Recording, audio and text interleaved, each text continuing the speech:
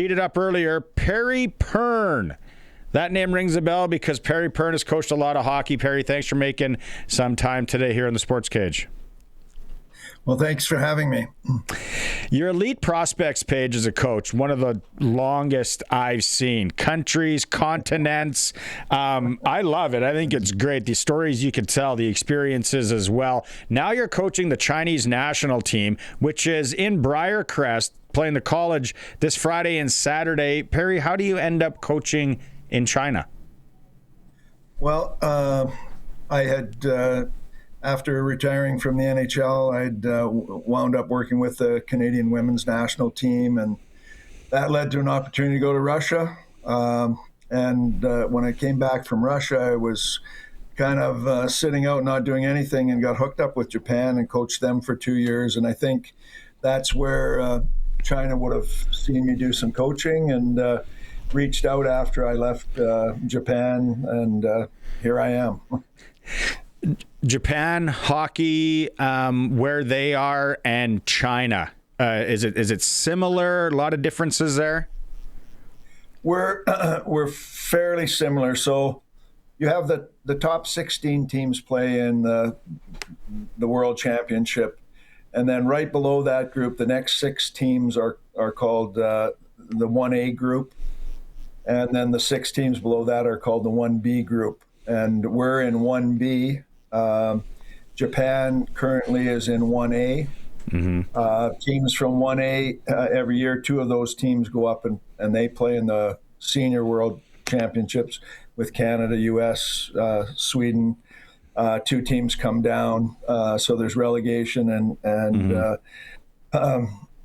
so we're on the cusp of maybe moving up to Division 1A, but have some work to do.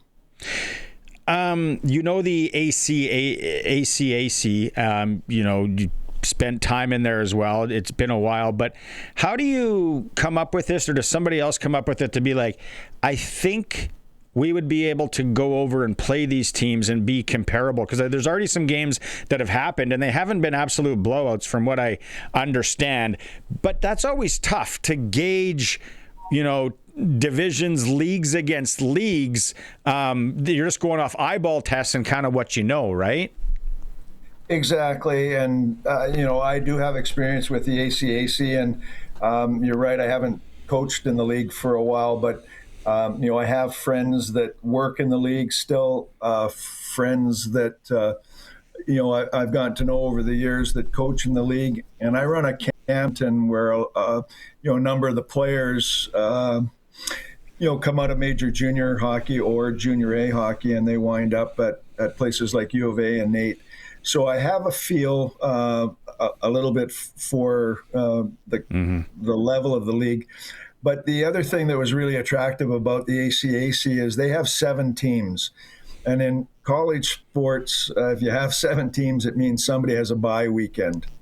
And so that's what we looked at and said, look, if we can get the bye weekend teams to play us, that's 2 games every weekend while we're here. And then can we fit in a game during the middle of the week somewhere along the way? And we were able to do that to get 9 games. And, obviously Briarcrest is a bit of a trip for us, but they had the bye weekend. And so, I think it'd be a great experience for our guys to be on a bus and, travel to Moose Jaw, get out to Cairnport and play. So I think it's worked out well. And as you said, all the games have been very competitive. What's the weather shock been like for them? I know it gets cold in parts of China, but last week in the prairies here, it was the prairies. Yes, it was. Like Edmonton's been surprisingly warm, though. Like we've only had a couple of real deep freeze days here since we've been here. So I don't think we've truly given them the experience of Western Canada yet, but. That part of things certainly is different for them, although a number of our players come from Qiqihar and from Harbin, and I was there last February for the Asian Winter Games, and it was Edmonton cold. Really? Oh, yes. Okay, well then that makes, because I was going to say when you guys are coming down the Trans-Canada, maybe get a practice in Mortlach or somewhere in one of the old barns and give them a taste of it. What 1.4? I think it's 1.4 billion people in China. That's people. Hockey numbers. Does it keep growing every year there? I think it is. Certainly, their women's program has, and without being disparaging, it's a little bit easier at this stage of the development of women's hockey across the world for countries to move up. Mm-hmm. But the Chinese women's team is, on the cusp of potentially an Olympic team, being able to play in the Olympics. So the funding for hockey is good because of that, and it's brought the men's game along. They made a big decision 2 years ago. They had a number of North Americans with dual passports that had represented them in the World Championships, and they said no more dual passports. We're going strictly, if you have a Chinese passport, you can play. If you don't, if you have, another passport, you're out. So most of those players who played with dual passports obviously passed on, going strictly with a Chinese passport. And so the last 2 years, we've been all Chinese players. And, that's created a little bit of a depth problem, but I think that's starting to improve now. And that's part of being here, too, is to try and grow that depth. We have 5 kids with us that are 19 years old or younger. And they've been playing and getting the experience of playing against, the North American kind of competition, big, strong guys who finish checks. And so that's been really good for us. Perry Pearn joining us here in the Western Pizza Guest Hotline. Legendary hockey coach. He's coaching the Chinese national team, which is playing in Briarcrest coming up this weekend. Do the kids, and you had some young kids on this team. Now, do they start playing hockey at a young age in China, or did they pick up this game a little bit later? A lot of them start very young. The oddity of China is that a lot of the players are coached individually in hockey when they begin. They don't start out in a big group. They hire an individual coach. The individual coach works with them on skating, puck handling, and all that stuff. And so the skill level for most of the players relative to puck handling, skating is very good. The problems come with the passing game a little bit, and then the hockey sense that like we in North America sort of take for granted, because everybody kind of grows up around the game, and whether you're playing road hockey or you're playing on the rink at the corner of the street, you learn some things that nobody told you, but you know that if I do this doesn't work, or if I do hockey this, sense. Yeah. So that hockey sense is, one of the challenges for us as coaches, to try and, upgrade and move to the levels of the teams that we're going to face in the World Championships. Yeah, the physicality for sure. Do you work with the Chinese Hockey Association organization or anybody to say maybe we should start getting these kids playing as a team at a younger age? This is something to look at, or have they been told that and it's kind of what they want to do is go this route where it's more individualized?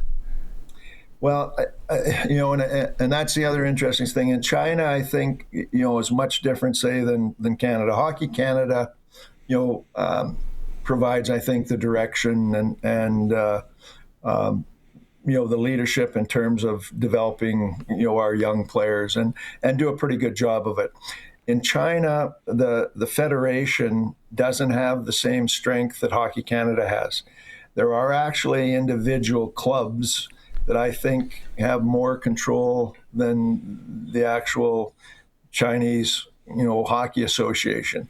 They work hand in hand, but, Beijing is going to kind of do their thing with their development. Qiqihar is going to do their thing with their development. Harbin's doing their thing with their development. And so there isn't that sort of overall consistency, top to bottom in terms of the development of younger players there. And so, I think until that changes, it's going to be hard for them to get the numbers of really good players that you need in order to have the depth to be real competitive on the international stage. Geez, I think I could go on here for an hour and a half and just picking your brain about this. This is fascinating. You need like a Netflix series to follow you around over there, Perry. I got it. You've coached in Italy. You've coached internationally. Obviously, lots in the NHL too. While I got you here, I got to ask you a prediction or any thoughts on the Olympics. How it's going to go? Well, I think you can tell from how the rivalry series went that Canada and the U.S. are certainly. Should be in the mix for the gold medal. I think the one thing though is that they can't take for granted any of the European teams because you see the depth in the National Hockey League of the international players, and you can slide down to countries like Germany. And they have the ability to, on a given day, upset any of those teams. And what I've always understood about the international game is that there's a lot of one win all games, win it all game in these events. Anything can happen on that given day. Yeah, that is so right. It's like football, except you don't have the weather factor, but for sure. Perry, thanks so much for spending some time today. It's a fascinating story. Again, I think it's Friday, Saturday at Briarcrest, the Chinese national team against Briarcrest in a friendly. I'm going to call it that. Steal something from soccer. Really appreciate you taking some time, Perry. Travel safe into Briarcrest. Okay, thanks very much for having me.